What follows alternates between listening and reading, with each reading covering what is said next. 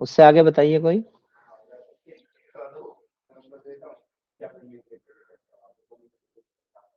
जी प्रियंका जी।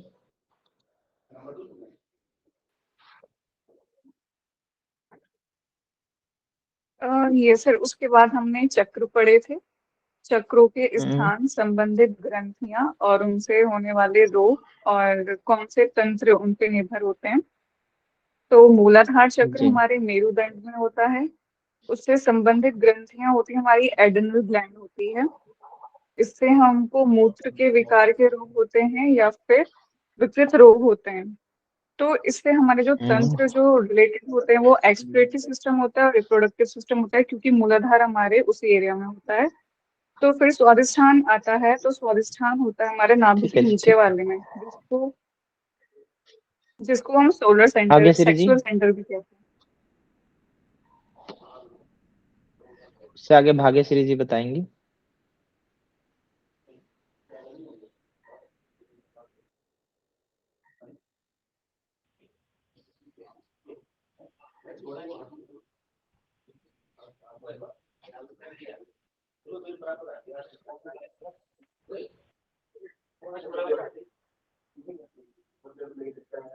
हिमांशु जी बताएंगे। जी सर। उसके बाद सर जी मणिपुर हिमांशु। चक्र है, जो नाभि में होता है। और इसमें जो ग्रंथि है वो पेनक्रियाज है। और इसमें रोग जो होते हैं वो डाइजेशन से रिलेटेड रोग होते हैं और डायबिटीज होती है। और इसका जो सिस्टम है वो इसमें डाइजेस्टिव सिस्टम आता है। उसके बाद आता है हमारा अनाहत चक्र, जो हार्ट के पास होता नहीं, है। और इसे दूसरे नंबर पे कौन सा चक्कर होता है जी? दूसरे पे स्वादिष्टान। स्वादिष्टान चक्कर का क्या कार्य होता है? स्वादिष्टान चक्र एक्सक्रीटरी सिस्टम से रिलेटेड कार्य होता है सर इसका। और इसमें रोग ठीक है होते जी, हैं। ठीक है। रोग होते हैं। इसमें उत्तक विकार बताया था आपने और बंध्यत्व बताया था। बंदी तो हो गया, और उस सेक्सुअल प्रॉब्लम जो भी होती है वो सारी इसी के अंडर आती है। जी सर। ठीक है, जो लेडीज प्रॉब्लम होती है, जितने भी पीरियड्स का आना आना आना, बढ़ के आना, मोनोपोज का लंबा खींचना, ठीक है, कंसीव ना कर पाना, मिसकैरेज होना, ये सारी चीजें, प्रोस्टेट की प्रॉब्लम होगी जेंट्स में, ये सब उसी के अंदर आता है। नेक्स्ट जी बताएगा कोई?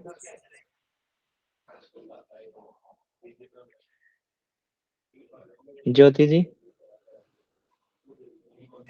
जी सर। सर अनाहत चक्र। जी, अनाहत चक्कर कहाँ होता है हमारा? सर हृदय में कैमरा ऑन होता करेंगे। है। सर हृदय में होता है अनाहत चक्र। हम्म। और सर कंप्लीट याद तो नहीं हुए, मैं देख के बता सकती हूँ। देख के बताइए। सर अनाहत चक्र का स्थान होता है वो हृदय में होता है, और उससे संबंधित ग्रंथि होती है ना, वो थाइमस ग्लैंड होती है हमारी। और रोग उससे हम्म। होते हैं, हृदय रोग होता है, और जो हमारा बीपी हाई और लो होता है वो उसी की वजह से होता है। और उसमें हम्म। तंत्र आते हैं सर, रेस्पिरेटरी सिस्टम आता है हमारा, और डाइजेस्टिव सिस्टम आता है। हृदय हृदय से पहले एक चक्कर और नहीं रह गया हमारा? सर मणिपुर चक्र हिमांशु ने बताया था ना पहले, तो मैंने सोचा कि अनाहत बता दो फिर।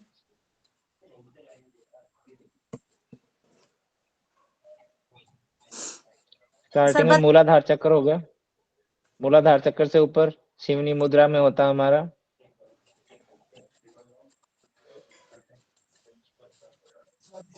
सर स्वादिष्टान, फिर मणिपुर, फिर अनाहत, फिर विशुद्धि, फिर आज्ञा चक्र, और फिर मनस चक्र, और फिर सर सहस्त्रार। हाँ, शुरू में मूलाधार चक्कर हो गया हमारा हाँ जी फर्स्ट सर, नंबर फिर पे। उसके बाद स्वादिष्टान।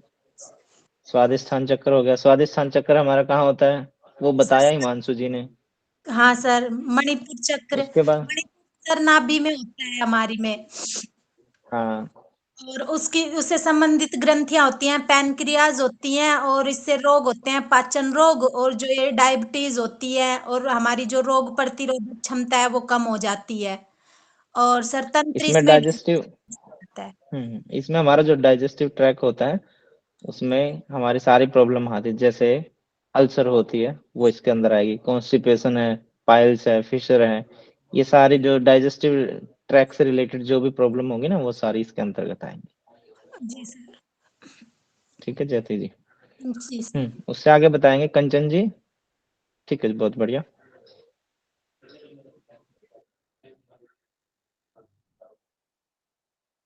कंचन जी आइए सामने।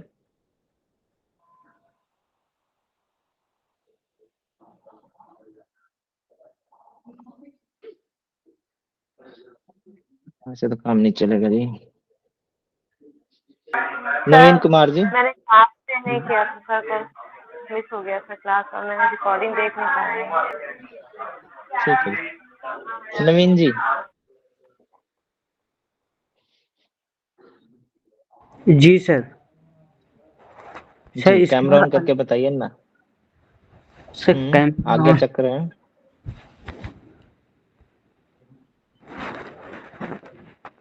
सर इसके बाद अनाहत चक्र होता है सर। मणिपुर के बाद अनाहत चक्र होता है सर। ये थाइमस ग्लैंड से संबंधित होता है और हृदय रोग से मतलब इसमें जो रोग होते हैं हृदय रोग से संबंधित रोग होते हैं। हाई बीपी, लो, ये सब रोग होते हैं सर। और इसमें जो सिस्टम आता है सर्कुलेटरी सिस्टम आता है और रेस्पिरेटरी सिस्टम आता है सर।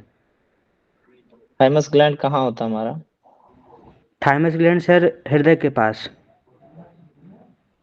मतलब कहाँ से? ये स्टर्नम बोन के पीछे आता है सर। सर ठीक है ये जैसे हम प्रेयर करते हैं ना तो जहाँ जी हमारा अंगूठा होता है अंगूठे जी के पीछे जी वो सर। होता है। जी सर ये ठीक है जी। बचपन हम्म सर थाइमस ग्लैंड हमारा शुरू में तो काम करता है, बाद में ये मतलब जैसे जैसे हम एडल्ट होते जाते हैं फिर ये काम करना बंद कर देता है सर। ठीक है जी बहुत बढ़िया। जी सर। नेक्स्ट पद्मा जी। जी सर। नेक्स्ट है अनाहत के बाद विशुद्धि चक्र। विशुद्धि चक्र हमारे थ्रोट रीजन में होता है, गले में। यहाँ पे थायराइड और पैराथायराइड, थायराइड के वो थायराइड जो ग्लैंड है उसके अंदर ही 4 डॉट के समान पैराथायराइड ग्रंथि होती है। इससे जो संबंधित रोग होते हैं वो थायराइड से रिलेटेड ही होते हैं और लंग से रिलेटेड होते हैं, जैसे कि दमा, फेफड़ों के रोग हो गए और हड्डी के रोग भी इसी के अंदर आते हैं, क्योंकि हमारे जो हार्मोन डिसबैलेंस सर ऐसा ही कुछ था कि मतलब कि ये वृद्धि करते हैं ना हॉर्मोन्स, क्योंकि थायराइड ग्रंथि रिलेटेड होती है जिससे कि शरीर की। हम्म तो उसके ये सिम्टम है फिर थायराइड के बोन्स का हाँ वीक होना, जी अनवांटेड हेयर होना, ठीक है, दो मुंहे बाल होना, ये उसमें होता है। हाँ। स्किन पतली हो जाना, इसके रोग होते हैं। और इसका जो सिस्टम है वो रेस्पिरेटरी है और डाइजेस्टिव भी है, ऐसा लिखा था। ठीक है जी। नेक्स्ट प्रियंका कोटनाला जी।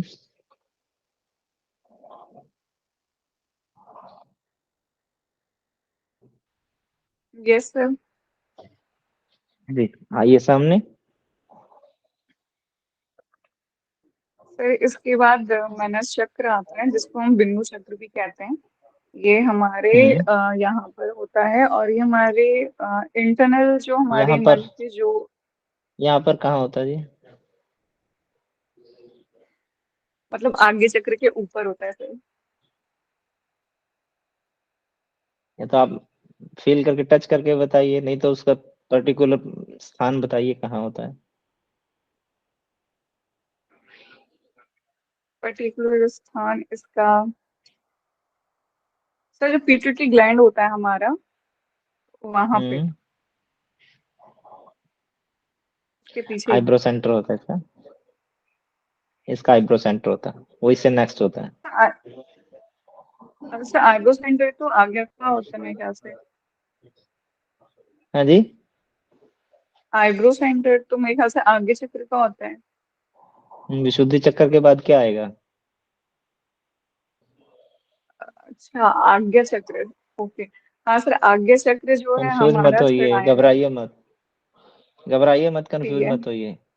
ठीक है। आज्ञा चक्र हमारा पीनियल ग्लैंड जो है हमारा इससे काम करता है। और हमारा जो बॉडी में पूरा नर्वस सिस्टम है वो आगे चक्र के थ्रू ही काम करता है। इससे होने वाले रोग?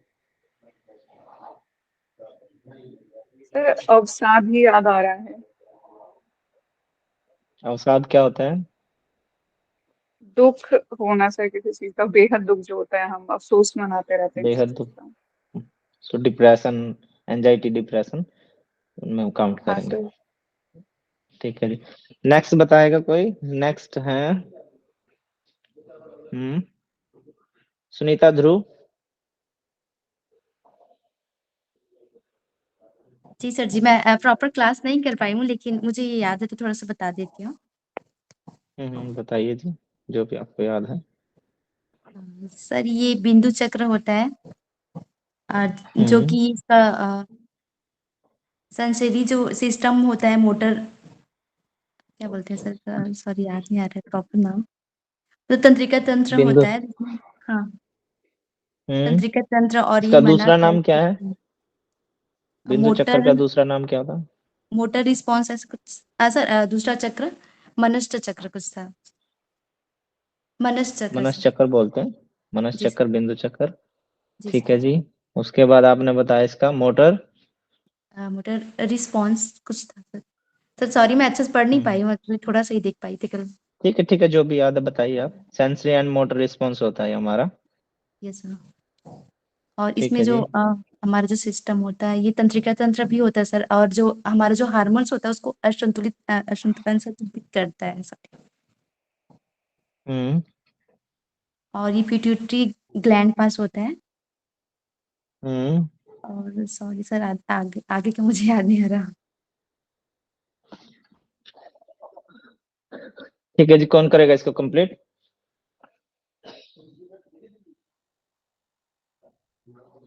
कोई भी आइए सामने। जी सर सौरभ जी ये बताइए।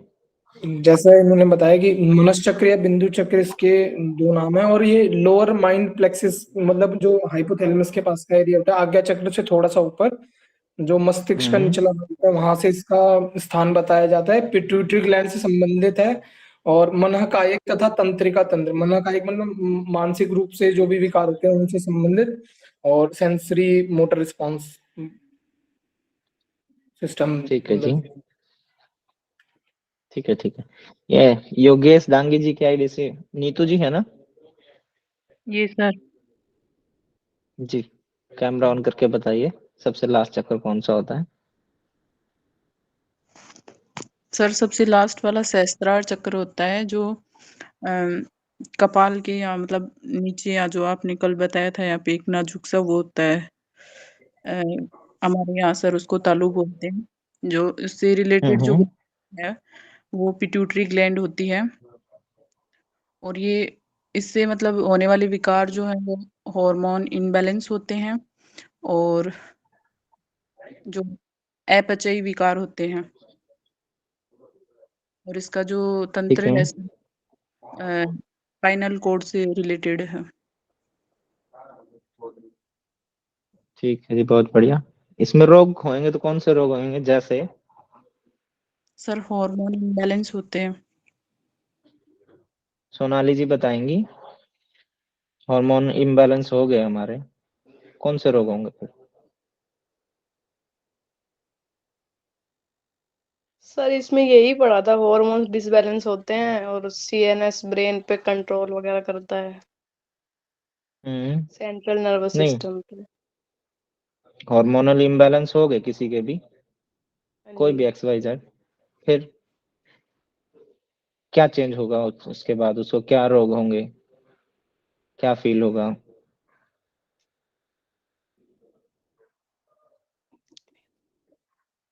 सही है, नहीं पता। अरे भूल गए। सीमा शर्मा जी बताएंगी।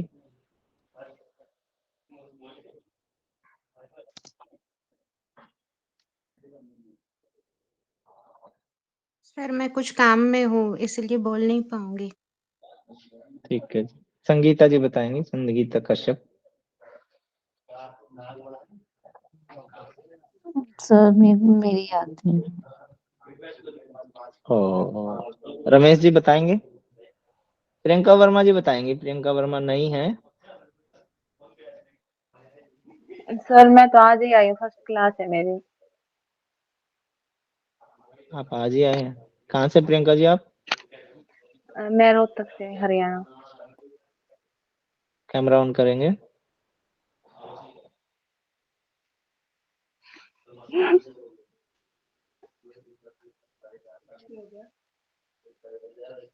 क्या करते हैं प्रियंका जी आप?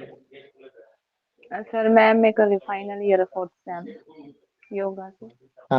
कहाँ से? एमडी यूनिवर्सिटी से सर।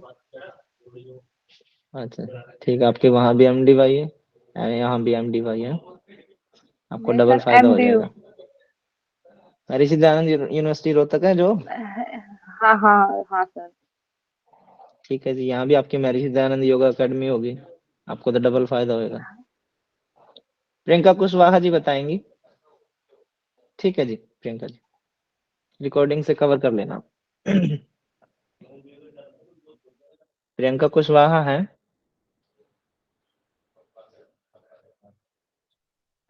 Yes sir. जी बताइए। हार्मोनल इम्बैलेंस हो गया हमारे सहस्रार चक्कर में जाने के बाद, तो क्या होगा अगर वो इम्बैलेंस हो गया?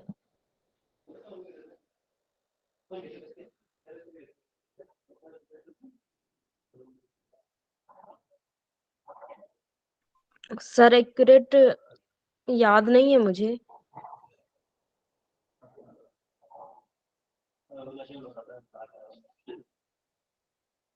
कल आप क्लास में थे? यस सर थी। फिर भी भूल गए? जी सर थोड़ा। इच्छा जी बताइए।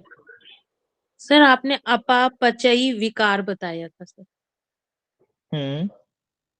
यही बताया था सर आपने। अरे यही क्यों बताया था? मैंने और भी कुछ बताया था। कोई बताएगा मैंने क्या बताया था?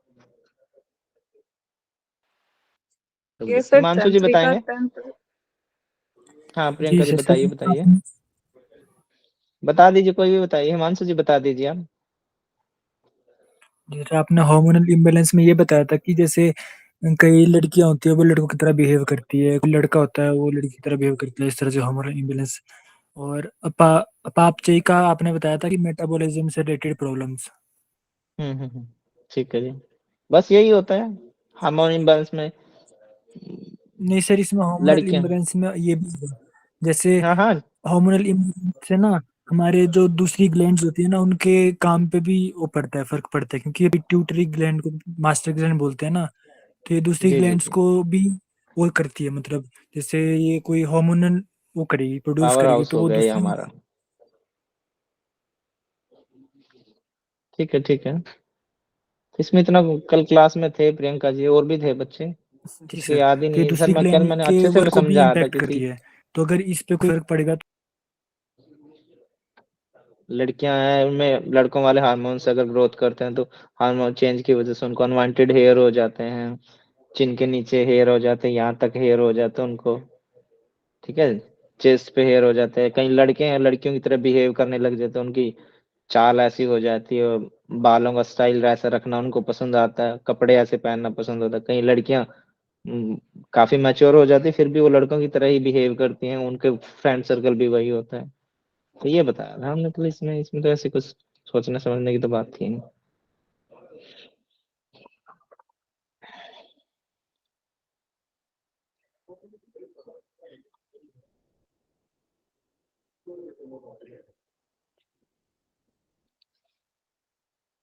मेरी स्क्रीन विजिबल है?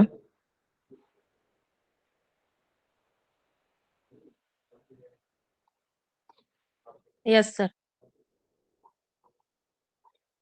ठीक है जी, कल हमने 8 चक्कर पढ़े थे, 9 द्वार पढ़े थे, 10वें द्वार की हमने स्टोरी सुनी थी, उससे आपको अच्छे से समझ में आ गया होगा।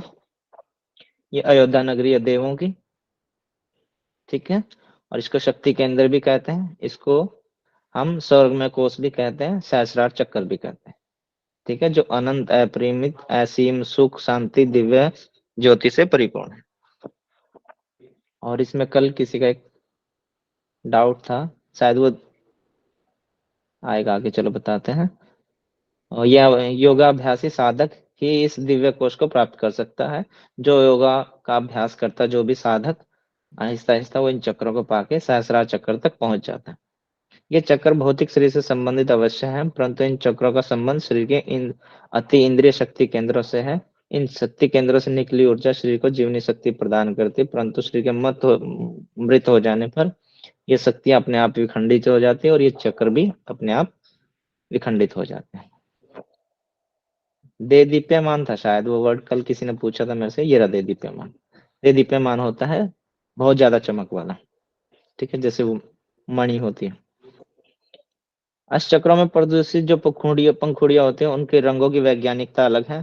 वो पंखुड़ियां वो किस में कितनी है, उनकी अलग वैज्ञानिकता है, वो हमने कल पढ़ी थी। जैसे ये है आज्ञा चक्र की 2 पंखुड़ियां, मनस चक्र की कोई पंखुड़ियां नहीं है। सहस्रार में 1000 पंखुड़ियां बताई थी, ये 16, 18, 12 आपने ऐसे पढ़ी थी, ठीक है। ये पंखुड़ियां थी हमने पढ़ी, जिनको दल भी बोला जाता है। ये 4, 6, 10, 12, 16, 2 और 1000, ठीक है। इनका हमने अष्टांग योग से कोरिलेट करके भी पढ़ा था, अष्टांग योग का और हमारे चक्रों का आपस में क्या मिलन है। इसको हम दोबारा से अच्छे से एक्सप्लेन आज करेंगे, पढ़ेंगे। कल हमने चक्र पढ़े थे, चक्रों के स्थान कहाँ कहाँ होते हैं वो पढ़े थे। उससे संबंधित जो ग्रंथियां होती हैं, क्या क्या रोग होते हैं और कौन कौन से तंत्रों पे इफेक्ट आता है या कौन कौन से सहायक होते हैं, ये हमने पढ़ा था कल। कल हमने इतना ही पढ़ा था। उसके बाद हम आज पढ़ते हैं मूलाधार चक्र क्या होता है। इसके अंदर वृत्तियों से संबंधित होता है। वृत्तियां आपने पढ़ी होंगी पतंजलि योग दर्शन में। Yes sir. पार्श्व वृत्ति से हटकर दैवीय चेतना का प्रारंभ यहीं से होता है, ठीक है। ये मोटा मोटा सा पढ़ लेते हैं। स्वादिष्ठान चक्र होता है, यह हमारे अचेतन मन, जो अनकॉन्शियस माइंड होता है, उससे संबंधित होता है। मणिपुर चक्र होता है, यह जठराग्नि संपूर्ण पाचन क्रिया से संबंधित होता है। तो यानी कि डाइजेस्टिव से रिलेटेड जो भी प्रॉब्लम होगी तो मणिपुर चक्र के अधीन जाएगी वो चीज, ठीक है। या तो मणिपुर चक्र को ठीक कर लो आप कैसे भी, उसमें आप पढ़ेंगे आगे कैसे ठीक होता है, तो वो आपको पता चल जाएगा। देखो जैसे यहाँ पे समझा रखा है, मणिपुर चक्कर का कोरिलेट कर रखा आसन से। तो आसन में बहुत सारे आसन ऐसे हैं जो जठराग्नि पर इम्पैक्ट डालते हैं और जिससे हमारा मणिपुर चक्कर जो है वो अपनी सही मूल अवस्था में आता है और जिससे हमारी जठराग्नि है वो ठीक से चलती है और बाकी जठराग्नि से रिलेटेड जो क्रियाएं हैं वो अच्छे से सुचारू रूप से कार्य करने लग जाती है। ऐसे ही अनाहत चक्कर है हमारा, सर्कुलेटरी सिस्टम, रेस्पिरेटरी सिस्टम और लिम्फोइड नर्वस सिस्टम जो है, इन तीनों को नियंत्रित करता है हमारा अनाहत चक्र, जो हमारा हृदय के पास होता है। आज्ञा चक्र, सॉरी, विशुद्धि चक्र, यह इच्छा शक्ति और प्रवृत्ति से संबंधित होता है। भौतिक ज्ञान और अष्ट विद्या का भी केंद्र है। अष्ट विद्या होती है जो, और भौतिक ज्ञान है। इच्छा शक्ति जो हमारी होती है, इच्छाएं, कामना, जो प्रवृत्ति बार बार उठती रहती है, जो हमारे मन में, जो हमें मन को चंचलता प्रदान करती है, वो सारी विशुद्धि चक्र के अंतर्गत है। आज्ञा चक्र, यह अष्ट सिद्धि, अष्ट सिद्धि, वो मणिमा लगी है। हाँ हाँ, अणिमा, महिमा, ओके। लगिमा, गरिमा, प्राप्ति, पराकाम, ईशितव, वशितव, ठीक है। हमने हनुमान चालीसा पढ़ी तो उसमें एक जगह जिक्र अष्ट सिद्धि नव नौ के धायक ऐसे करके कुछ लाइन आती है। अष्ट सिद्धि और नवनिधि आप, के दाता। हाँ, और आपने अगर वो आरती सुनी हो तो ओम जय जगदीश हरे, कल मैंने जो स्टोरी बताई थी आपको वो स्वामी शिवानंद जी की, तो स्टोरी में एक जगह जिक्र आता है उस ओम जय जगदीश हरि में, कहत शिवानंद स्वामी, कहत हरिहर स्वामी, मन वांछित फल पावे, ओम जय जगदीश हरे, तो वो वहां से जुड़ी हुई है, ठीक है। आज्ञा चक्र, यह इच्छा शक्ति और प्रवृत्ति से संबंधित होता है। अरे ये दोनों ही सेम हो गए, ये मैं कल बताऊंगा आपको पढ़ के, ये मेरे से गलती होगी या ऐसे ही है ये, ठीक है। मनस चक्कर, बिंदु चक्कर या ललता चक्कर भी बोलते हैं इसको। यह हृदय से संबंधित, हृदय से संबंध स्थापित करके मन व भावनाओं के अनुरूप विचारों, संस्कारों, जो हमारी प्रवृत्तियां बन चुकी होती हैं, उनको संस्कार बोलते हैं। संस्कार व मस्तिष्कीय स्राव, जो हमारे ब्रेन से जो भी स्राव होता है वह लवणों आदि का निर्माण करता है, जो हमारा बिंदु चक्कर होता है, मनस चक्कर।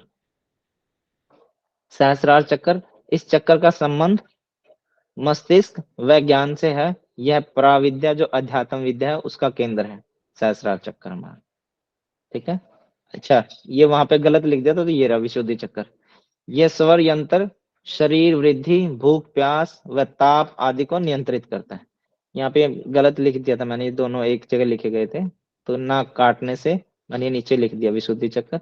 ये स्वर यंत्र शरीर वृद्धि, भूख प्यास ताप आदि को नियंत्रित करता है।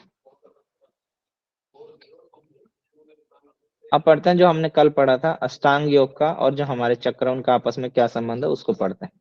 अष्टचक्र एवं अष्टांग योग का हमारे जीवन पर क्या प्रभाव पड़ता है। मूलाधार चक्र, इसका हमारा संबंध है यम से। यम से क्या संबंध है, अपने साथ सामाजिक उत्थान, श्रेष्ठ आचरण करना। ठीक है, अपना तो उत्थान करना ही है, अपने साथ साथ समाज का भी उत्थान करना, ये होगा श्रेष्ठ आचरण बोलते हैं इसको। ये मूलाधार चक्र का और यम का, इन दोनों का एक ही कार्य है। स्वादिष्ठान चक्र और जो नियम है जीवनी शक्ति की वृद्धि यानी कि आंतरिक शुद्धि, इनका दोनों का भी एक ही कार्य है। ऐसे मणिपुर चक्र है, उसका आसन का कार्य होता है शरीर को स्वस्थ रखना। ये जठराग्नि से रिलेटेड लगा, जठराग्नि होगी तभी हमारे दोष सम अवस्था में रहेंगे, और कोई रोग नहीं होगा तो मतलब हम स्वस्थ रहेंगे। अनाहत चक्कर, अनाहत चक्कर का हमारा संबंध प्राणायाम से है। कैसे है, ये जीवनी शक्ति की वृद्धि होती है, इसमें उत्साह है और शक्ति की वृद्धि होती है। विशुद्धि चक्कर, इसका प्रत्याहार से संबंध है काम आदि विकारों का शमन हो जाना। ठीक है, जो हमें काम आदि विकार जो होते हैं, षड विकार जो होते हैं, काम क्रोध लोभ मोह, जो 6 विकार होते हैं हमारे, उनका शमन हो जाता है यहाँ अगर। फिर होता है आज्ञा चक्कर। आज्ञा चक्कर में हमारा धारणा आता है, धारणा मन को शांत हो जाता है और समाधि की अनुभूति होती है। फिर होता है हमारा मनस चक्कर, ये ध्यान से रिलेटेड है, यहाँ पे हमें संप्रज्ञात समाधि की प्राप्ति हो जाती है, मन पूर्णतः शांत हो जाता है। और सहस्रार जो चक्कर होता है या असंप्रज्ञात समाधि, यहाँ परम आनंद की प्राप्ति हो जाती है। यहाँ पे हमें आनंद की प्राप्ति होती है, यहाँ परम आनंद की, परमानंद की प्राप्ति।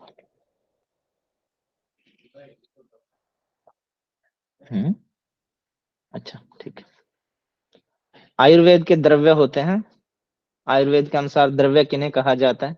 यहाँ तक आपको समझ में आया। कल का किसी का डाउट हो तो आज क्लियर हो जाना चाहिए। ठीक है जी, बाकी आप पढ़ लेंगे। आयुर्वेद के अनुसार द्रव्य किसको कहते हैं, वे पदार्थ जिनका सेवन भोजन आदि के रूप में किया जाता है या आदि के द्वारा किया जाता है, वो द्रव्य कहलाते हैं। जो भी हम भोजन की तरह जो भी लेते हैं या भोजन के साथ, भोजन से पहले जो भी हम भोजन की तरह लेते हैं, चीजों को इनटेक करते हैं, जो भी आहार हम ग्रहण करते हैं, वो सब द्रव्य कहलाते हैं। द्रव्य को औषधि भी कहते हैं। रोग की अवस्था में रोग ठीक होगा या रोग बढ़ेगा, यह निर्भर करता है कि औषधि में लिया गया द्रव्य किस प्रकृति का है। देखो आजकल जैसे ऑनलाइन का जमाना हो गया, तो बहुत सारे ऐसे डॉक्टर बने बैठे हैं जो आपको फोन पे ही आप उनको बता दो कि मेरे को ये प्रॉब्लम है, और वो आपको दवाई दे देते हैं। ना तो उनके आपके शरीर की प्रकृति का पता, ठीक है, ना आपको दवाई की प्रकृति का पता, जो उन्होंने औषधि या जो भी उन्होंने मेडिसिन दी है उसका पता। तो देखो यहाँ क्लियर लिखा हुआ है, रोग की अवस्था में रोग ठीक होगा या बढ़ेगा, यह निर्भर करता है कि औषधि में जो लिया गया आहार, जो द्रव्य है जो आप लेंगे औषधि, वो किस प्रकृति की है और आपकी क्या प्रकृति उसमें। कहीं दोनों की सेम प्रकृति ना वो बढ़ जाए, ठीक है, और दोनों अपोजिट होंगी तो आपका बैलेंस हो जाएगा। तो हमारा जो आयुर्वेद है वो नाड़ी विद्या पे पूरा आधारित है। जब तक नाड़ी आपकी चेक नहीं होगी तब तक, क्योंकि जो नाड़ी वैद्य होते पहले वो आपको जानेंगे आप क्या चीज है, फिर आपके रोग के जानेंगे, उसके हिसाब से फिर वो दवाई देते। उसमें भी औषधि में ये देखेंगे कि वो आपकी प्रकृति, शरीर की प्रकृति से मैच कर रही है नहीं कर रही।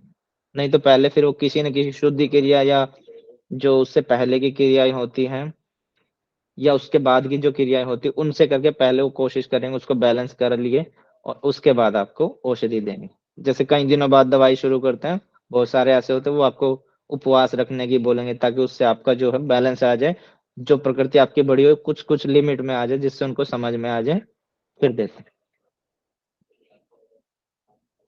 औषधीय द्रव्यों के प्रकार, जो हमने पढ़ा ना कि जो भी हम भोजन आदि के रूप में जो सेवन करते हैं उनको द्रव्य कहते हैं। अब ये द्रव्य 3 प्रकार के होते हैं। एक होता है हमारा पार्थिव द्रव्य, एक होता है हमारा जांगम द्रव्य, एक होता है औद्भिक द्रव्य, उद्भिद द्रव्य। अब इसको पढ़ते हैं। हमारा ये उद्भिद द्रव्य होता क्या है, इसमें मिल जाएगा सर।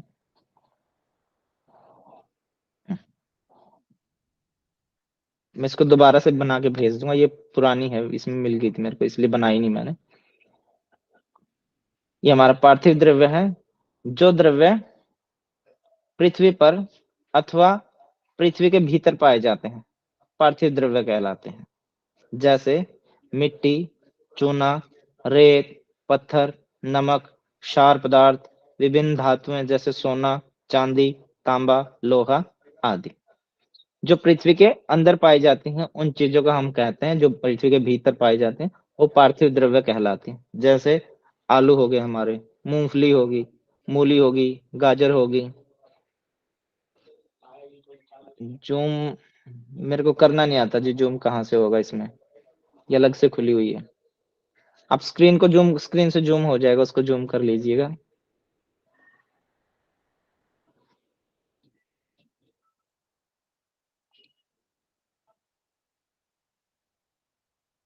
ये तो कुछ और ही हो गया।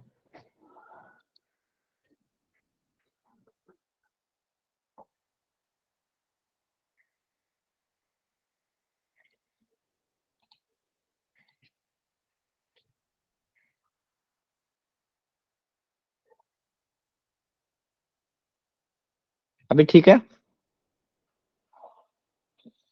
पार्थिव द्रव्य, जो द्रव्य पृथ्वी पर अथवा पृथ्वी के भीतर पाए जाते हैं पार्थिव द्रव्य कहलाते हैं। जैसे कि मिट्टी, चूना होता है, चूना मिट्टी के अंदर पाया जाता है। रेत हो गया, पत्थर हो गए, उनको फिल्टर किया जाता है बाद में। नमक हो गया, क्षार पदार्थ हो गए, विभिन्न धातु जैसे सोना हो गया, चांदी हो गया, तांबा, लोहा। जैसे मान लो जहां भी सोना निकलता, सोने की खान है, तो वहां से मिट्टी को खदेड़ा जाता है, उसमें छोटे छोटे पार्टिकल्स होते हैं सोने के, और बाद में उनको छान के फिर फिल्टर करके तरह जो भी सोने के जो जानकार होते हैं, तो बाद में उसको फिर इकट्ठा करते हैं। क्या पता वो एक बड़े ट्रक से वो थोड़ा बहुत सा ही कुछ ग्राम ही सोना निकल पाए। ठीक है। ऐसे ही हमारे अगर खाने पीने की चीजों में देखें तो जैसे मूंगफली होती है हमारी, गाजर होगी, मूली होगी, चुकंदर होगी, जो जमीन के अंदर पाई जाती है, लहसुन होगी, प्याज हो गया, आलू हो गया, ये चीजें, ये सब हमारे पार्थिव द्रव्य में आएंगी। फिर आता है जांगम द्रव्य। इस श्रेणी में पशु जगत से जो प्राप्त होती है विभिन्न औषधियां, वो सब द्रव्य आते हैं। जैसे चमड़ा, रक्त, हड्डी, मांस, दूध, केश, नाखून, सींग, दांत, खुर, पंख आदि। अब आप सोचेंगे कि ये हमारे लिए क्यों है, हमारे तो इसमें सिर्फ दूध दूध काम की चीज है, बाकी चीज नहीं। ठीक है। तो भारत की 30-40% टका ऐसी जनसंख्या है जो सिर्फ मांस पर ही निर्भर, जो मांस उगाते ही इसलिए, मतलब जीवों को पैदा ही इसलिए करते हैं कि वो खाते हैं। चमड़ा हो गया, चमड़े से हमारी बहुत सारी चीजें बनती है, पर्स होगी, बेल्ट होगी, शूज हो गए, और भी बहुत सारी चीजें बनती हैं। रक्त हो गया, रक्त से कॉस्मेटिक की बहुत सारी चीजें बनती हैं, और मेडिसिन भी बहुत सारी बनती हैं। प्रेगनेंसी में जो टैबलेट दी जाती है ना, जो ब्लड को बढ़ाने की, हीमोग्लोबिन को बढ़ाने की जो भी टैबलेट दी जाती है, उन पे देखेंगे ना आप, एक जैसे येलो डॉट है, ये येलो डॉट है ना, ऐसे एक रेड डॉट आता है, तो उसका मतलब होता है ये इसमें इसके अंदर कुछ ना कुछ नॉन वेज है। तो उस जो ब्लड की जो भी वो बढ़ाने की, जो रक्त को बढ़ाने की जो भी टैबलेट होती हैं जो प्रेगनेंसी में दी जाती हैं, उनमें सब में वो खून से ही बनती हैं। हड्डी होगी, हमसे हड्डियों से हमें बहुत सारी चीजें मिलती हैं, बहुत सारी चीजों में ऐड होती हैं। बोन क्रैशर मशीन होती है, जैसे उसमें बड़ी बड़ी हड्डियां डलती हैं, उनको पाउडर फॉर्म में आती है, और उनसे आप देखेंगे तो जो हमारी क्या बोलते हैं क्रोकरी का सामान होता है, वो सारा उनमें, जिसके नीचे देखेंगे तो आप बोन चाइना लिखा मिलेगा, तो बोन मतलब हड्डी, तो हड्डियों के चूरे से वो प्लेट्स, वो कप, वो सारी चीजें बनती हैं। ठीक है। हड्डी हमारी यहाँ यूज होती है, और टूथपेस्ट भी हैं बहुत सारी, उनमें भी ये ऐड होती है। मांस हो गया, मांस खाने में भी आता है, और भी तरह तरह की चीजों में मांस का यूज होता है। पेंट वगैरह हो गए, उनमें मांस की चर्बी को बॉईल किया जाता है। जो वाटर प्रूफ पेंट होते हैं उनमें ये सारी यही चीजें डलती हैं। दूध हो गया हमारा, केस, जो आर्टिफिशियल केस लगाने के जो टॉयज आते हैं उनमें लगाने के काम आता है। नाखून हो गए, नाखून आजकल तो क्या बोलते हैं, नेल एक्सटेंशन, उसमें यूज हो गए। और भी तरह तरह की बहुत सारी चीजें जिनमें नाखून यूज होते हैं। सींग है, सींगों की, दांतों की, इनकी तस्करी बहुत खतरनाक है। खुर हो गए, इनसे भी कुछ ना कुछ बनता होगा। और पंख हो गए, पंख से हमारी शटल बनती है। और आजकल तो जैकेट आती हैं, और भी बहुत सारी चीजें आती हैं, उनमें वो फैदर डलता है, डक फैदर की होती है, और भी बहुत सारी चीजें आती हैं ऐसी। स्लीपिंग बैग आते हैं। और जो ज्यादा हिली एरिया है या जो बहुत ठंडे एरिया है, उन एरिया में इनसे, इनके डक फैदर की या और तरह तरह के फैदर की इनके पांखों से वो किया जाता है। जैकेट्स बनती हैं और रजाइयां बनती हैं, वो आदि आदि में यूज किया जाता है। उद्भिद द्रव्य होता है, उद्भिद द्रव्य बोलते हैं इस श्रेणी में पेड़ पौधे व उनसे प्राप्त द्रव्य आते हैं। जैसे वनस्पतियां होगी हमारी, जो भी हमें वनस्पति मिलती हैं, जैसे दाल होगी हमारी, चने हो गए, राजमा हो गए, ठीक है, छोले हो गए, और भी सारी चीजें, चाय पत्तियां होगी। जड़ी बूटियां मिलती हैं, फल मिलते हैं, फूल मिलते हैं, जड़ें मिलती हैं। जड़ें बतेरी ऐसी चीजें, औषधियां जिनकी जड़ें ही कामयाब होती हैं, ठीक है। पत्ते मिलते हैं, बीज मिलते हैं, कंद मिलती हैं, शाखाएं होगी, पेड़ों की छाल होगी, जैसे अर्जुन की छाल होती है, आदि। ये जो हमारी जो जमीन के ऊपर मिलती हैं, पेड़ पौधों से हमें प्राप्त होती हैं, वो सारी की सारी हमारी आएंगी उद्भिद द्रव्य में। इन तीनों तरह के द्रव्यों को सर कंद, 5 भागों में। हाँ जी, कंद क्या होता है सर? कंद, कंद शायद तने को हाँ सर, बोलते होंगे। यही। ओके। सर कुछ ऐसे फल जो जमीन के नीचे पाए जाते हैं उन्हें कंद भी बोलते हैं ना? नहीं नहीं, फिर वो जमीन के जिस अंदर पाके तो वो तो पार्थिव द्रव्य में आ गए ना, तो तो इसमें कंद कंद, सर इसमें उनको कम। अरबी अरबी को भी तो कंद बोलते हैं सर। हाँ जी, हाँ जी, हाँ जी। तो हो सकता है स्टेट वाइज है या कुछ है, पर आप इसको ऐसे समझिए कि जो जमीन के ऊपर पाए जाते हैं और जिनमें पशुओं से कोई लेना देना नहीं होता, वो सारी उद्भिद द्रव्य में आती है हमारी। जैसे इसमें आप समझे ना, देखो देखो, पेड़ पौधे आ गए, फल आ गए, फूल आ गई, जड़ी बूटियां आ गई, वनस्पति आ गई। जैसे फल तो आप सभी समझते ही हैं। फूल हो गए, जैसे फूलों से तरह तरह की टी बनती है, और भी बहुत सारे कामों में चीज आते हैं, फूल आते हैं। जड़ें होगी, बहुत सारी औषधियां ऐसी जिनकी सिर्फ जड़, जो गुण मतलब जो उसका द्रव्य है ना, वो सिर्फ जड़ में अलग है, तने में अलग है, पत्तों में अलग है। जैसे अगर आप समझे, तो शायद शतावर की जड़ें होती हैं, वो दी जाती हैं जिन फीमेल्स को जो फीडिंग नहीं करा पाती, बच्चे को दूध पिलाते समय उनको दिक्कत होती है, तो शायद ये शतावर होती है, शतावर की जड़ें होती है, उनको पीस के पाउडर फॉर्म में करके और वो दी हाँ जाती जी। है, तो उससे दूध, हाँ, वो फीडिंग अच्छे से करा पाती हैं, ठीक है। पत्ते हो गए, बहुत सारी चीजें ऐसी होती है, जैसे घाव पे लगाने के लिए पत्तों का मरहम होता है, या पेड़ों की छाल होती है, उसका भी मरहम बनता है। और पत्ते और भी बहुत सारी चीजें में आती है, जैसे ग्रीन टी में बहुत सारे पत्ते ही यूज होते हैं उसमें, और भी बहुत सारी चीजें होती हैं। कुछ चीजें ऐसी होती है जिनके सिर्फ बीज ही कामयाब होते हैं, जैसे आप अभी सर्दियों में जो खाने पीने की चीजें डलती हैं, उनमें मगज के बीज हो गए, कद्दू के बीज हो गए, तरबूज के बीज हो गए, जो बहुत सारे गुणकार, अलग अलग गुण होता है सबका। और शाखाएं होगी, शाखाओं से भी बहुत सारी चीजें प्राप्त होती है। पेड़ों की छाल होगी, फूल से जैसे आपने देखा सहजन के फूल होते हैं, उनकी सब्जी भी बनते हैं, ठीक है। तो ये सारी चीजें जो भी हमें हमारे यूज में आती हैं, और जो जमीन से ऊपर होती हैं और जिनका पशुओं से कोई लेना देना नहीं होता, वो सारी उद्भिद द्रव्य में आती, ठीक है। जिनमें पशुओं का कुछ ना कुछ रोल होता है, वो जांगम द्रव्य में आती है हमारी। और जो पार्थिव द्रव्य है, वो जो जमीन के अंदर होते हैं, वो सारी उसमें आएंगे। जो ये तीनों तरह के हमने द्रव्य पढ़े हैं, इनको 5 भागों में बांटा जाता है इन सभी को। और 5 भाग जो हमारे पंच महाभूत होते हैं, उनमें पार्थिव द्रव्य, जिनमें पृथ्वी तत्वों की प्रधानता होती है।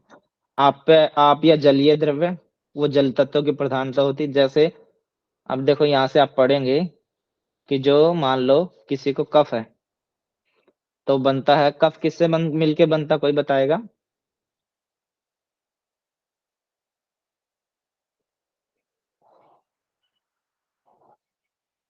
जल और जल। वायु।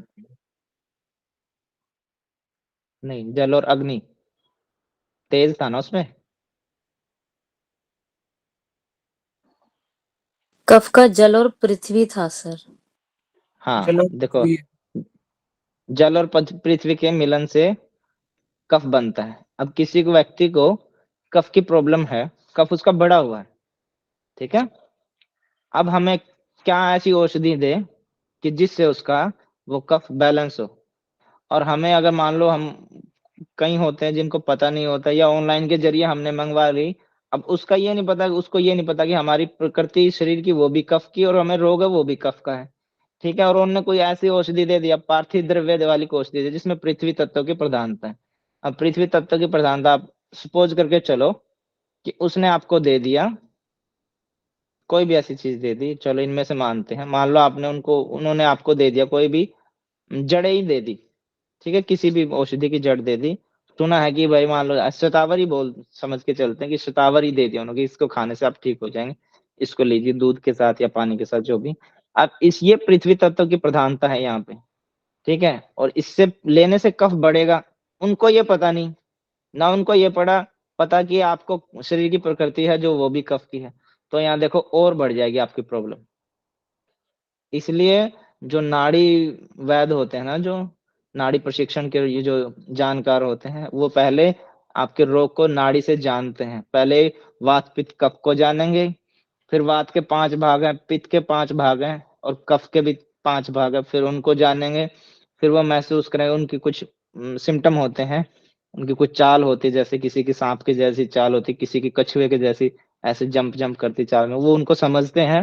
वो थोड़ा डीप नॉलेज होगी आयुर्वेद की, तो फिर वो जानते हैं, वो फिर वहां से वो स्थान जानेंगे कि इस व्यक्ति को कहाँ रोग है, फिर वो आपको बताएंगे। और फिर आप हक्के बक्के हो जाएंगे, अरे मैंने तो कुछ बताया नहीं, इसने तो मेरे को ये भी बता दिया कि आपके तो हार्ट की प्रॉब्लम, आपको तो ये प्रॉब्लम है।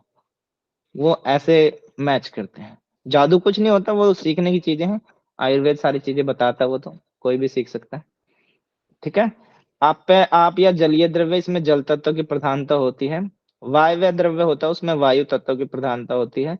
तेजस द्रव्य या आग्नेय द्रव्य, इसमें अग्नि तत्व की प्रधानता होती है। एक नया वर्ड आया तो आप इसको ध्यान से पढ़ लेंगे। तेजस द्रव्य, आग्नेय द्रव्य, इसमें अग्नि तत्व की प्रधानता होती है। और आकाशीय द्रव्य होता है, उसमें आकाश तत्व की प्रधानता होती है। अब जिसको आपका बेसब्री से इंतजार था, वो आ गया आपके 6 रस। पहले समझते हैं रस किसको बोलते हैं। रस मीन्स टेस्ट, ठीक है। जो भी हम आहार का सेवन करते हैं, जो जीवा द्वारा उसका स्वाद का पता चलता है, उसको ही हम रस कहते हैं। यहाँ हमारा रस इनफ हो गया। अब रस के प्रकार हैं, वो 6 प्रकार हैं। इनको षड्रस बोलते हैं। मधुर, अमल, लवण, कटु, तिक्त, कषाय। मधुर, अमल, लवण, कटु, तिक्त, कषाय, ये 6 हमारे रस होते हैं। इनको ऐसे ही याद करना अपने सीक्वेंस में। मधुर होता है मीठा, अमल होता है खट्टा, लवण होता है नमकीन, कटु होता है चरपरा जिसको तीखा भी बोलते हैं। बाकी और जगह पढ़ेंगे तो कटु मीन्स होता है कड़वा, लेकिन आयुर्वेद में इसको होता है तीखा। तिक्त बाकी जगह पढ़ेंगे बोला जाता है तीखा, लेकिन यहाँ होता है कड़वा, ठीक है। तो आप इसको कंफ्यूज नहीं होंगे। आयुर्वेद में कटु को तीखा बोला जाता है, तिक्त को कड़वा बोला जाता है। मधुर, अमल, लवण, कटु, तिक्त, कषाय, मीठा, खट्टा, नमकीन, तीखा, कड़वा, कषैला, ये 6 रस होते हैं हमारे, जिस पे आयुर्वेद बेस होता है, ठीक है जी। मधुर रस जो होता है वो सबसे अधिक बल प्राप्त होता है जिससे। इसमें मीठा रस जो होता है सबसे ज्यादा अधिक बल होता है। और आपने हठ प्रदीपिका में पढ़ा होगा, आपकी गेरण संहिता स्टार्ट होगी, उसमें भी और भी जितने हमारे यौगिक टेक्स्ट है या सामान्य जो भी टेक्स्ट हैं, अगर आप शरीर के बारे में उनमें पढ़ेंगे तो आपको जहां भी भोजन लिखा मिलेगा ना व्यक्ति के लिए, तो उसमें लिखा मिलेगा सुमधुर सुस्निग्ध, मीठा होना चाहिए और चिकना होना चाहिए। तो मधुर रस से सबसे अधिक बल प्राप्त होता है। मधुर से कम बल जो प्राप्त होता है वो अमल में होता है। अमल से जो कम बल होता है वो लवण में होता है। लवण से जो कम बल होता है वो कटु में होता है। कटु से कम बल जो होता है वो तिक्त में होता है। और तिक्त से जो कम बल होता है वो कषाय में होता है। और कषाय सबसे कम बलशाली होता है। सबसे ज्यादा बलशाली मधुर होता है, सबसे कम बलशाली हमारा कषैला कषाय होता है। किसी को कोई डाउट तो नहीं है, कोई कंफ्यूजन? सर आंवला कसाय होता है क्या? आंवला कषाय होता है जी। Okay sir.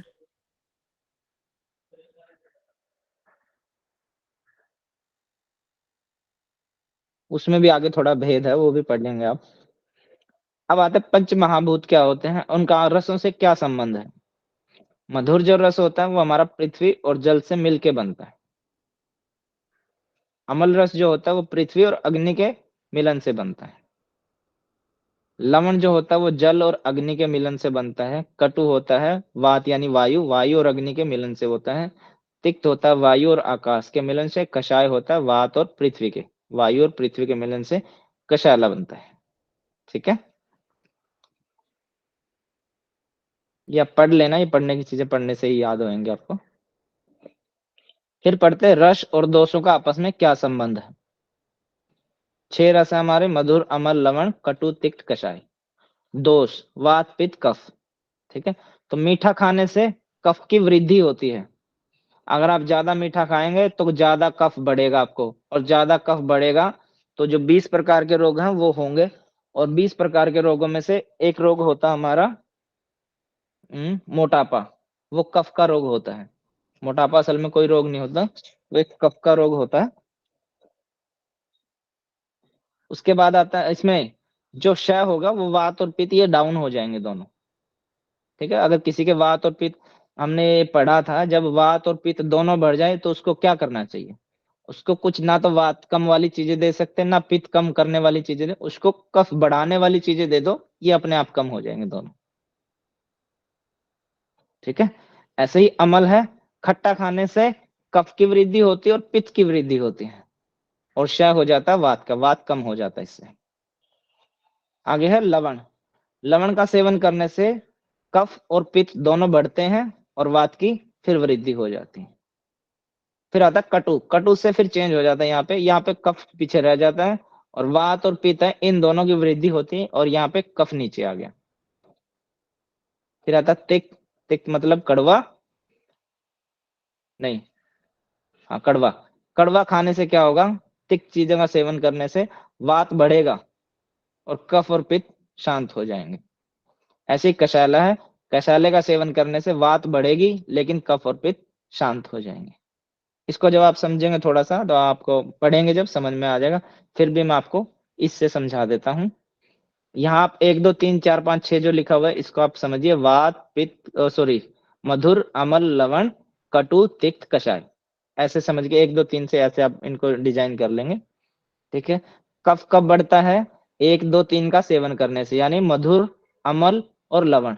अगर हम इनका सेवन करेंगे, मीठी चीजों का, खट्टी चीजों का और नमक वाली ज्यादा चीजों का सेवन करने से कफ बढ़ता है, और कफ से रिलेटेड जो भी इस तरह की प्रॉब्लम होती है वो हमें कोई भी एक होती है, और एक नहीं होती, हमें लगती है कि हम मोटे ही हुए हैं अकेले, तो मोटे होने के साथ साथ हमें बहुत सारी और चीजें भी साथ के साथ चलती रहती हैं।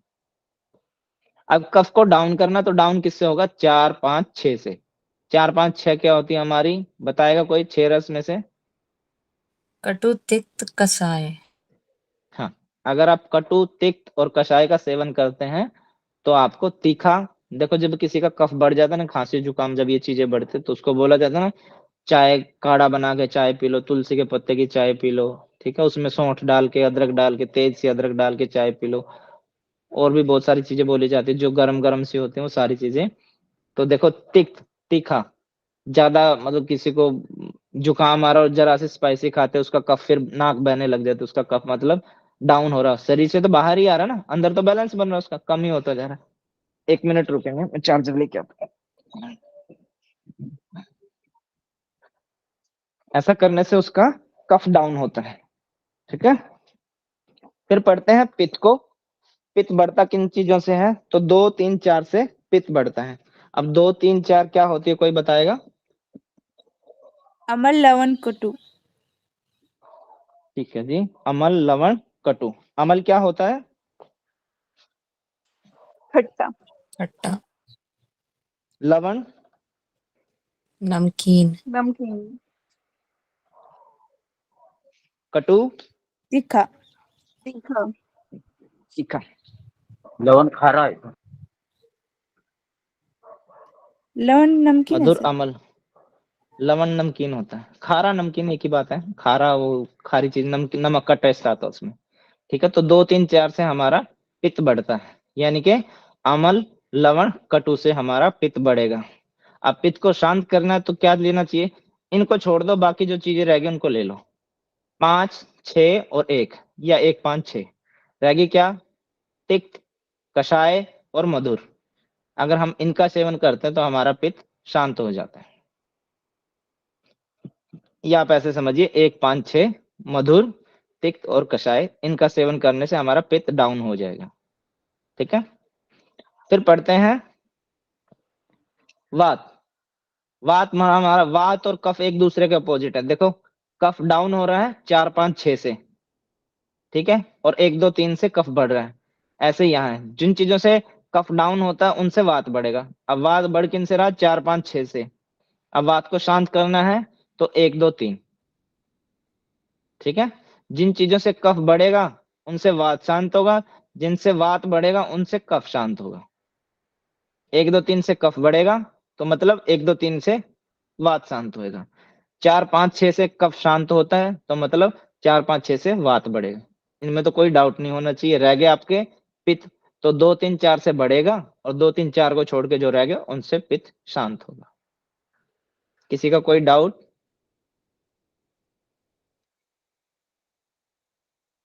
थोड़ा सा पढ़ने की चीजें आप नो पढ़ेंगे सर। तो आपको समझ में आ जाएगा। वैसे मैंने कोशिश किया अच्छे से इजी करके लिखने की, समझाने की आपको कोशिश की है। ठीक है, फिर होता है हमारे रस का और धातु का आपस में क्या संबंध है। रस हो गया हमारे 6 रस, और धातु आपने पढ़ी थी जो 7 तरह की धातु होती हैं। मधुर, अम्ल और लवण, इनका सेवन करने से धातुओं में वृद्धि होती है, उनके वृद्धि में सहयोगी होती हैं चीजें, उनको बढ़ाती हैं, जो हमारी सप्त धातु होती हैं। कटु, तिक्त, कषाय, यानी कि 4 5 6, इनका सेवन करने से धातुओं के क्षय में सहयोगी होती है, ये धातुओं में कमी लाती हैं। कटु, तिक्त, कषाय बराबर ठीक ठाक सी मात्रा में खाए, तो ऐसा नहीं कि आप हफ्ते 10 दिन में कोई कटु चीज या तिक्त या कसैली किसी भी आहार का सेवन कर रहे हैं, ऐसा नहीं। पर जब आप एक्सेस हो जाते हैं तब आपको धातुओं में क्षय हो जाता है। ठीक है, तिक्त रस जो होते हैं वो हमारी मेद, मज्जा और लसिका का क्षय कारक होते हैं। तिक्त मतलब क्या पढ़ा था हमने,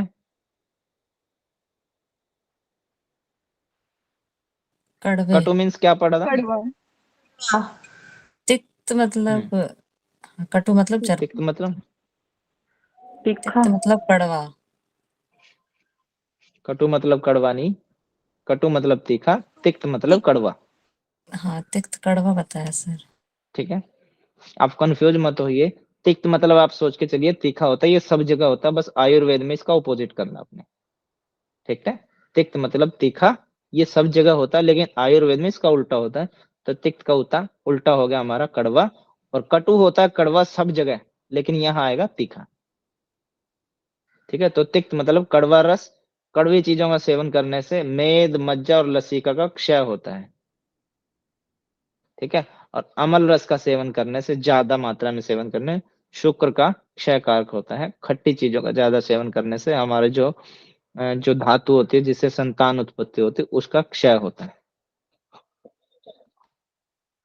ठीक है, आप यहाँ से समझ सकते हैं धातु बढ़ती किन से है या बढ़ने में सहयोगी कौन सी है। तो 1 2 3 मधुर, अम्ल, लवण, और धातु किससे क्षय होती है, वो होती है 4 5 6, जिनसे हमारे धातुओं में कमी आती है।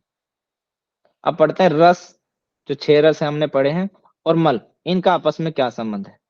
6 रस हमने पढ़ लिए थे, मधुर, अम्ल, लवण, कटु, तिक्त, कषाय, इनको सीक्वेंस में ही याद करना आप। ठीक है, मल पदार्थों के विसर्जन में सहायक, कब्ज आदि विकारों में विशेष प्रभावकारी व उपयोगी। जो हमारे मल है उनको शरीर से बाहर निकालने में, विसर्जन करवाने में सहायक होते हैं। कौन से, 1 2 3, जिनसे धातु बढ़ती है, मधुर, अम्ल, लवण। ठीक है, और कब्ज आदि जो उदर रोग होते हैं, जो पेट के रोग होते हैं, उनमें बहुत लाभकारी होती है और उपयोगी होती है, उनको बचाती है उदर विकारों से। ठीक है, शरीर को। अब कटु, तिक्त, कषाय का क्या रोल होता है बॉडी के अंदर जाने में, मल पदार्थों को धारण करने में सहायक। ये मल पदार्थों को धारण कर लेती है, बाहर नहीं जाने देती, यानी कि कॉन्स्टिपेशन की प्रॉब्लम, अतिसार हो गया, आदि रोगों के शमन में उपयोगी होती है। और फिर धीरे धीरे आपको पता है जिसका पेट साफ उसका दिन साफ, नहीं तो धीरे धीरे आदमी बीमारी की तरफ चला जाता है। इससे फिर पाइल्स, फिशर वगैरह वगैरह बहुत सारी प्रॉब्लम, अल्सर होगी, म्यूकस की कमी हो जाती है और बहुत सारी चीजें होती हैं। और यहीं से फिर आपको गैस्ट्रिक प्रॉब्लम बनती है और वहीं से फिर वो 80 प्रकार के रोग है वो यहाँ पैदा होते हैं। इसमें कषाय रस सबसे प्रमुख होता है। ठीक है।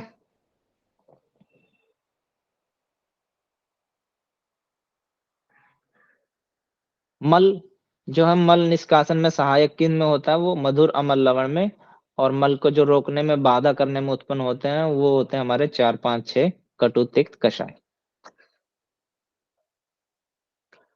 रसों के विभाग आयुर्वेद की दृष्टि से, पाचन की दृष्टि से जो हमने 6 रस पढ़े थे उन 6 को भी 2 भागों में बांटा गया है। एक होता है विदाही, एक होता है अविदाही। विदाही रस वो होते हैं जो रस पाचन के समय उदर में विदाह उत्पन्न करते हैं या जलन उत्पन्न करते हैं, उनको विदाही बोलते हैं। और जो जलन उत्पन्न नहीं करते, शांत रखते हैं पेट को, ठीक है, उनको अविदाही रस कहा जाता है। विदाही रस होते हैं 2, 3, 4। विदाही मतलब जलन पैदा करना, जलन मतलब शरीर में गर्मी बढ़ाना, शरीर में उष्मा बढ़ाना। ठीक है, तो वो होता है हमारा यानी कि पित्त का बढ़ना। तो 2, 3, 4 से पित्त हमने पढ़ा था, 2, 3, 4 से पित्त बढ़ता है हमारा। और अविदाही रस कौन से होते हैं? 1, 5, 6 या 5, 6, 1 मधुर, तिक्त, कषाय या तिक्त, कषाय, मधुर। ठीक है, कोई डाउट? समझ में आ रहा है ना आपको? जी सर। आज का इतना ही था। ठीक है, बाकी हम कल पढ़ेंगे। कल से आपकी ऋतुचर्या, दिनचर्या का टॉपिक है, वो पढ़ेंगे। मैं उसको भेज सर दूंगा ये आज ही, पीडीएफ आप थोड़ा ग्रुप में पढ़ के। भेज देना। हाँ मिलती है जी, डेली सर मिलती है। ये पीडीएफ ग्रुप में भेज देना सर। अरे मिलती हैं, डेली मिलती हैं। कल तो क्लास से पहले मिल गई थी बल्कि। Okay sir. आज की क्लास से रिलेटेड किसी का कोई क्वेश्चन हो तो बताइए।